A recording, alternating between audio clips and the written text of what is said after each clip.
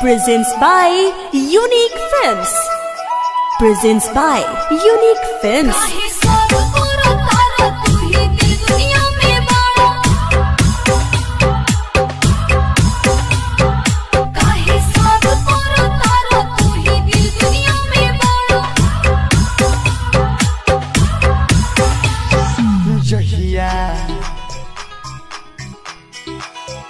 जहिया मेहंदी दुहुर चैबू सच के पिया घरे जैबू जहिया मेहंदी दुहुर चैबू सच के पिया घरे जैबू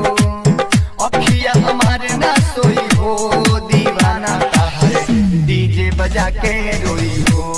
दीवाना ताहरे डीजे बजा के रोई हो दीवाना ताहरे डीजे बजा के रोई हो अखिया हमारे ना सोई हो दीवाना ताहरे डीजे बजा के रोई हो दीवाना ताहरे डीजे बजा के रोई हो दीवाना ताहरे।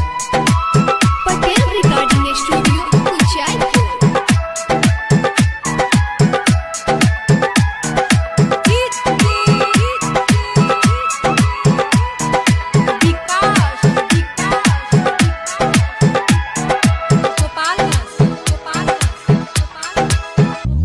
बगिया के मिलल कि संगही हौसल खिलल जाने कौन गलती भइल कि ऐसन साजा मिलल हो कहता क्रिया खाई कि बतिया सच बताई बनी मजबूर हम रोके कैसे सगाई हो संगही पढ़े तू गइलू तू ही प्यार करे के सिखैलू तोहरे में गइनी खोई हो दीवाना ताहरे डीजे बजा के रोई हो दीवाना ताहरे डीजे बजा के रोई हो दीवाना ताहरे। काहे सब और तारा तू ही दिल दुनिया में बाड़ा काहे सब और तारा तू ही दिल दुनिया में बाड़ा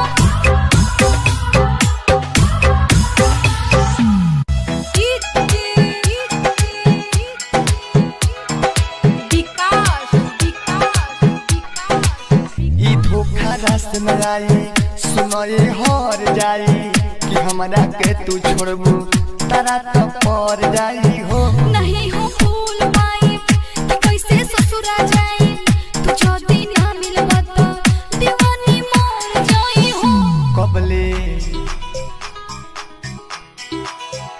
कैसे जियब तहरा बिना दिल से दूर होता न गिना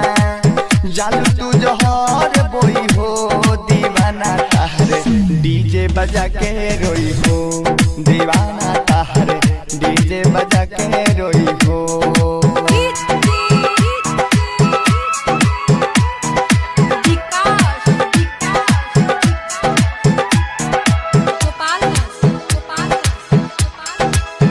कियन सुदूर हो जैबू बड़ी मजबूर हो जैबू हायर मान दुर्गेश के तू जे घर बसैबू हो विदेशी यादों सुना तू हमके भूल जाई हो कि हमके छोड़ के तू नया जिंदगी बसाई हो झूठे लागल बावे मेला सभे रह जाई अकेला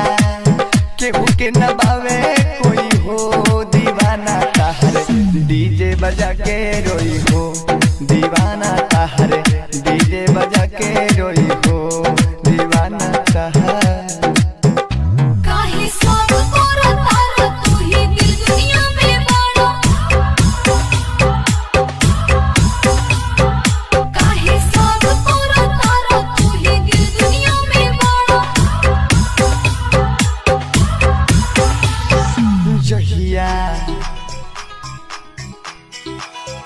जहिया मेहंदी दुहुर चैबू सच के पिया घरे जैबू जहिया मेहंदी दुहुर चैबू सच के पिया घरे जैबू अखिया हमारे ना सोई हो दीवाना ताहरे डीजे बजा के रोई हो दीवाना ताहरे डीजे बजा के रोई हो दीवाना ताहरे डीजे बजा के रोई हो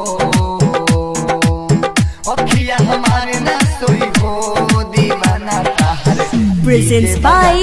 Unique Films. दीवाना Presents by Unique